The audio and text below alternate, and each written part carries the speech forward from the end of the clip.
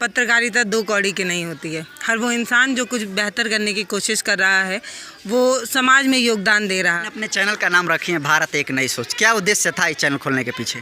आज भी जब किसी के घर में लड़का पैदा होता है और लड़की पैदा होती है तो लड़कों को पढ़ाने के लिए पैसा इकट्ठा होता है और लड़के के दहेज के लिए पैसा इकट्ठा होता है। तो मैं बार बार ये चीज़ें समझाई जाती थी कि जो हम करते हैं ना उसको एक बहुत बड़ा तबका देख रहा होता। काम तो अच्छा करते पर मुझे पसंद नहीं आता है।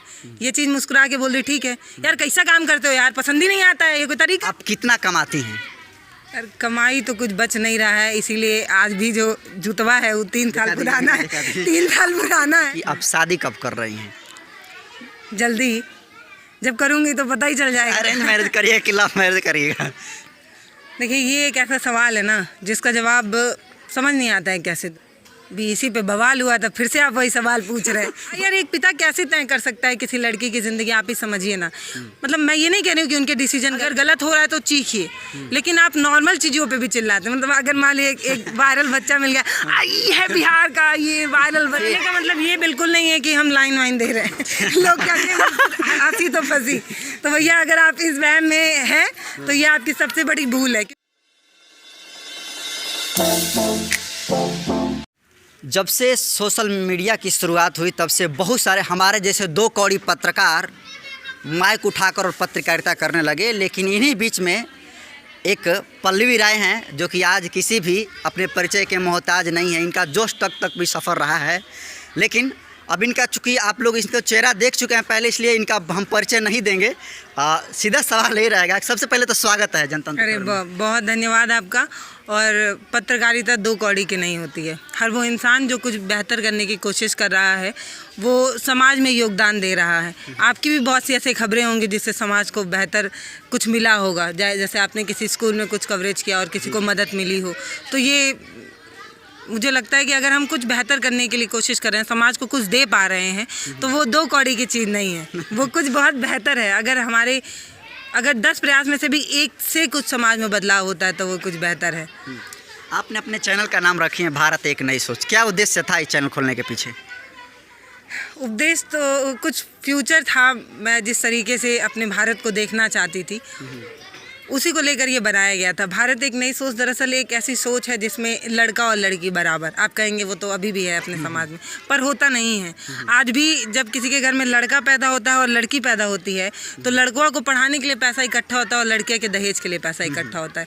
तो वही हम ये चैनल इसलिए बनाए थे कि हम शायद समाज में जाके लोगों को ये समझा पाएँ कि अगर लड़कियाँ भी पढ़ेंगी लिखेंगी आगे बढ़ेंगी तो वो वैसे ही लाठी बनेंगी जैसा लड़का आपकी लाठी है।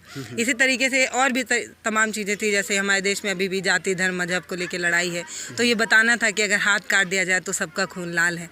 यही समझाने के लिए भारत एक नई सोच बना था। लेकिन कोशिश कर रहे हैं कुछ बेहतर करने की। कब शुरुआत की थी मैम इसकी?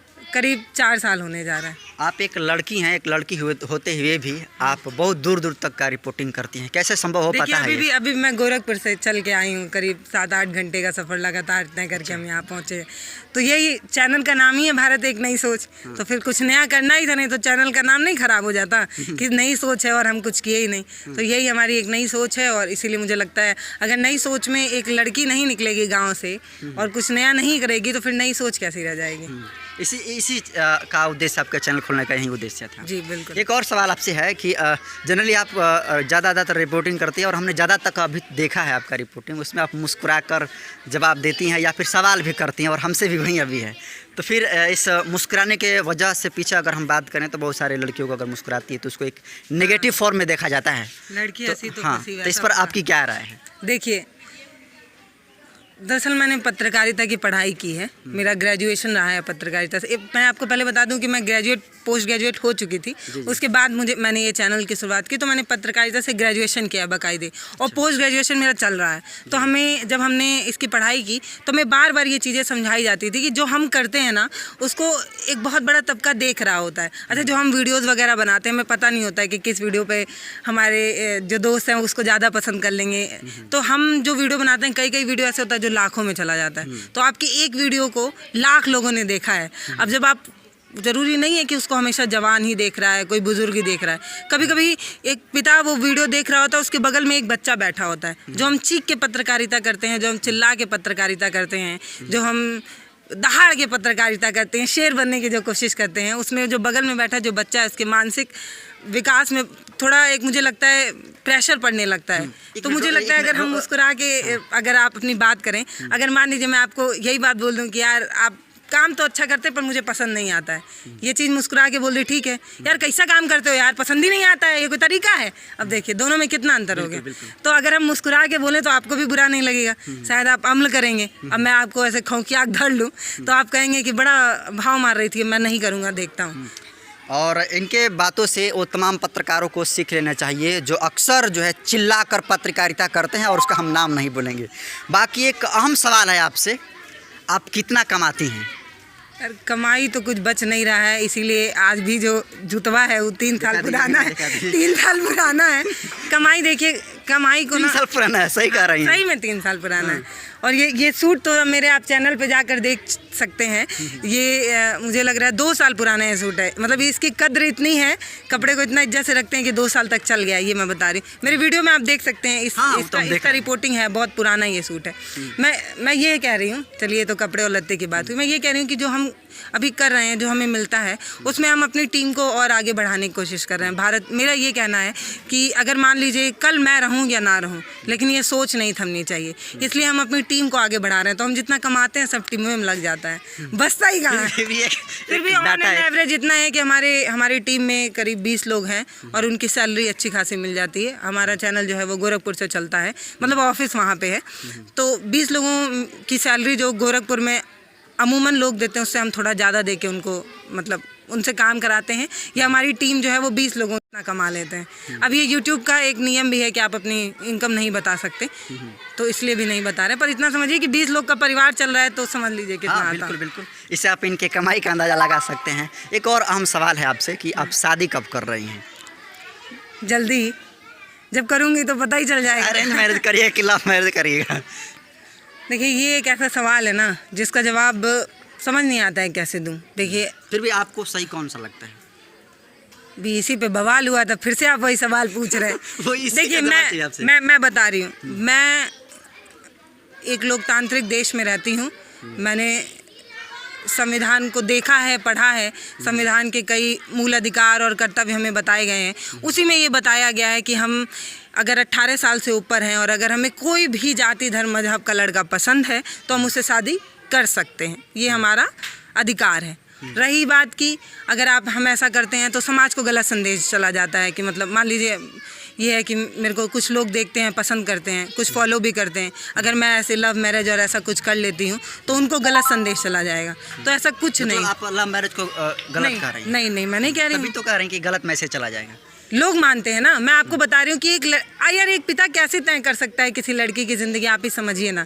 मतलब मैं ये नहीं कह रही हूँ कि उनके डिसीजन गलत होते हैं, पर मैं ये कह रही हूँ कि एक लड़की को ज़िंदगी भर जाके आपके घर, मान लीजिए जिस लड़की से आपकी शादी होगी उसको आके आपके घर रहना है ना, तो उस लड़कियों को अच्छा लगना चाहिए ना आपके साथ रहना, वो ना तय करेगी।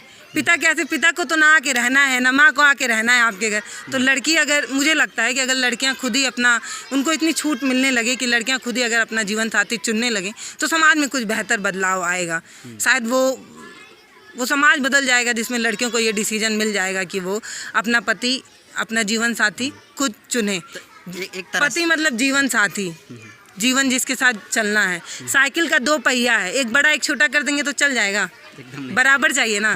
तो वो लड़कियां ना तय करेगी कि मैं किसके साथ एडजस्ट कर पाऊंगी, किसके साथ नहीं। देखिए मैं ये नहीं कह रही हूँ कि सबको भाग के और ये सारी चीज़ों, इसी पर मेरा सवाल है कि जो लड़कियां भाग कर शादी करती हैं वो गलत है। और अगर मैं लव मैरिज भी करूँगी तो मेरी माँ, पिता तो है नहीं मेरी माँ मेरी शादी में उपस्थित होंगी, मेरा भाई मेरी शादी में उपस्थित होगा, तभी करूँगी। देखिए मैं लव मैरिज के खिलाफ नहीं, होना चाहिए। समाज में एक लड़की को इतनी छूट मिलनी चाहिए कि वो तय करे कि वो किसके साथ रहना चाहती है। बकरी तो है नहीं, गाय तो है नहीं किसी खूटे में ले जाकर बांध देंगे। आप लड़कियों को पढ़ाते इसीलिए हैं कि उनका विवेक खुले, उनको बुद्धि आए। तो लड़की अगर अपनी बुद्धि से कह रही है कि मुझे इसके साथ रहना है तो इसमें क्या गलत है, बताइए।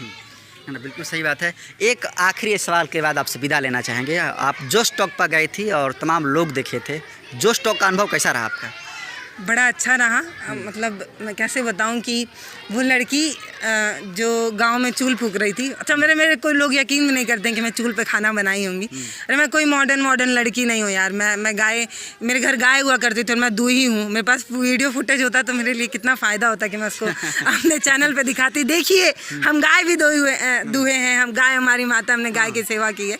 पर है नहीं मेरे पास, इसलिए मैं चूल पे खाना भी बना चुकी हूँ, मैं गाय का दूध भी, गोबर भी उठा चुकी हूँ वैसा। तो मैं कोई विदेशी लड़की नहीं, एकदम देसी हूँ। तो मुझे बड़ा अच्छा लगा कि एक वो लड़की जो गांव के चूल पे खाना बनाने वाली थी, उसको इतना बड़ा प्लेटफॉर्म बुला रहा है अपनी कहानी बताने के लिए। ये सिर्फ मेरी मेहनत नहीं थी, ये उन तमाम लोगों की मेहनत थी जो मुझे देख रहे थे, जो मुझे पसंद कर रहे थे और जो लोग मुझे इतना ताकतवर बना रहे थे। हाँ, ये सही है कि मैंने कभी चीख के पत्रकारिता नहीं की है, क्योंकि मुझे लगता है कि जो बात हम चिल्ला के कह दें उसको नॉर्मल वे में कहें तो ज़्यादा इम्पैक्ट करता है, ज़्यादा प्रभाव डालता है। आपको कहना चाहेंगे बहुत सारे ऐसे बिहार में भी पत्रकार हैं जो कि बहुत चीख कर और चिल्ला कर पत्रकारिता करते हैं और मिलियन व्यूज आता है तो उस पर वाहवाही लूटते हैं। इस पर क्या आपकी राय है? देखिए, मेरा मानना है कि समाज में कुछ अच्छे कुछ बुरे लोग होते हैं। तो ऐसा है कि जो आप काम कर रहे हैं उसको भी पसंद करने वाले लोग हैं। मैं ये तो नहीं कह रही, मैं तो ये अगर मैं बोलूँ कि इस हिसाब से तो मेरा 2-3 मिलियन सब्सक्राइबर हो जाना चाहिए था, नहीं हुआ। पर पता है, जब हम किसी भी गांव में जाते हैं तो दादी चाची मुस्कुरा देती हैं और साथ में एक छोटा सा बच्चा भी मुस्कुराता है। मुझे इस बात की खुशी है कि मेरे को वो बच्चा जिसके लिए हम कंटेंट नहीं बनाते हैं, जिससे मेरा कोई लेना देना नहीं, लेकिन वो मुस्कुरा के बोलता है, दीदी आपका वीडियो देखे थे। सोचिए कितना अच्छा लगता है वो छोटा सा बच्चा। मेरा कहने का मतलब ये है कि मैं ऐसा समाज नहीं चाहती जिसमें कोई सामने चीख कर आपसे बात करे। अब आप सोचिए, जो हमारा वीडियो देखता होगा, आप चीखते चिल्लाते होंगे, उसके कान पे कितना जोर पड़ता होगा, कितना बुरा लगता होगा। मेरा ये मानना है कि हम समाज में प्यार बांटने की कोशिश करें, हम एक बेहतर समाज बनाने की कोशिश करें। मैं ये नहीं कह रही कि जो लोग चीखते हैं वो गलत करते हैं। अगर गलत हो रहा है तो चीखिए, लेकिन आप नॉर्मल चीज़ों पे भी चिल्लाते हैं। मतलब अगर मान लीजिए एक वायरल बच्चा मिल गया, ये है बिहार का ये वायरल बच्चा, ये अरे नॉर्मल बताइए ना, ये बच्चा है जो, मतलब मान लीजिए जैसे आज जो हमें बच्चा मिला, हम ये भी तो बोल सकते हैं कि ये बच्चा जो है वो लाजवाब है, ऐसा मैं नहीं हूँ।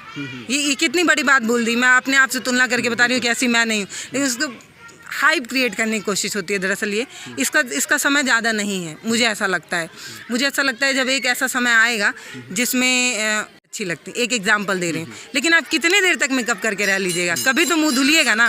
वैसे ही ये हाइप क्रिएट होता है, आजकल मीडिया जगत में हाइप क्रिएट हो रहा है। तो ये हाइप कितने दिन तक रहेगा? एक समय तो आएगा जब आदमी इस चीखती चिल्लाती पत्रकारिता से उब जाएगा, तब तो कोई याद रखेगा कि कोई एक इंसान था जो हंसते मुस्कुराते भी चीज़ों को बता रहा था। वो मेरा समय आएगा, अपना टाइम आएगा, इंतजार कर रहे हैं। जब अपना टाइम आएगा तो देखिएगा, लोग ये कहेंगे कि जब कोई एक शोर था, उसमें कोई एक इंसान था जो मुस्कुरा कर अपनी बात कह के चला जा रहा था। बिल्कुल। और कहीं ना कहीं ये हम नोटिस किए, इसलिए इनसे हम सवाल पूछे कि आप मुस्कुरा कर क्यों पत्रकारिता करती हैं, और इनका जो जवाब है वो काफ़ी, का मतलब ये बिल्कुल नहीं है कि हम लाइन वाइन दे रहे हैं। लोग क्या हंसी तो फंसी, तो भैया अगर आप इस वहम में हैं तो ये आपकी सबसे बड़ी भूल। लेकिन पत्रकारिता पर जो अपनी विवाक राय रखी पल्लवी राय जी, इस पर काफ़ी आप लोग सोचने की और समझने की ज़रूरत है। इसी के साथ मैं विदा लेता हूँ। मैं नरेंद्र बसंत हूँ और आप जनतंत्र खबर देख रहे थे। हमारे कैमरे पर साथी हैं अविनाश आर्या जी। बहुत बहुत धन्यवाद।